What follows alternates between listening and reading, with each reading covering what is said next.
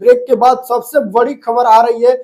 मुजफ्फरपुर के साहेबगंज के popular YouTuber money Miraj के साथ काम करने वाले सैफुल अंसारी के घर पे लगातार 20 राउंड फायर होता है। उसके बाद माहौल पूरा गर्म हो जाता है। जरा एक झलक इस वीडियो के देखिए, आप लोगों के मोबाइल स्क्रीन पर चल रहा है। उसके बाद हम विस्तार से बात करेंगे। आ रहा था पखाना करने लेटिंग, तो उधर से 2 मोटरसाइकिल वाला आया और मार दिया, गोली मार के भाग गया है।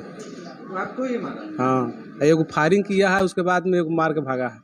मार के भागा? हाँ। कोई दुश्मनी किसी से? कोई दुश्मनी तो किसी से नहीं था। जो मारा है उसको पहचानते हैं? नहीं देखे, नहीं पहचाने उसको। नहीं पहचाने। अज्ञात आदमी? हाँ। किसी पे शक है? नहीं, शौक तो किसी पर नहीं है गांव में, किसी पे नहीं है। शौचालय जा रहे थे इसी क्रम में?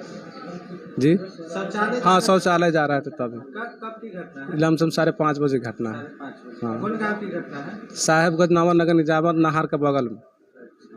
उसके बाद आपको किसको बुलाया जो गोली लगा? वहाँ आदमी था मौजूद, तो मैंने एगो बगल का चाची था वहाँ भी था, उधर देखा है, हम तो गिर गए वहाँ।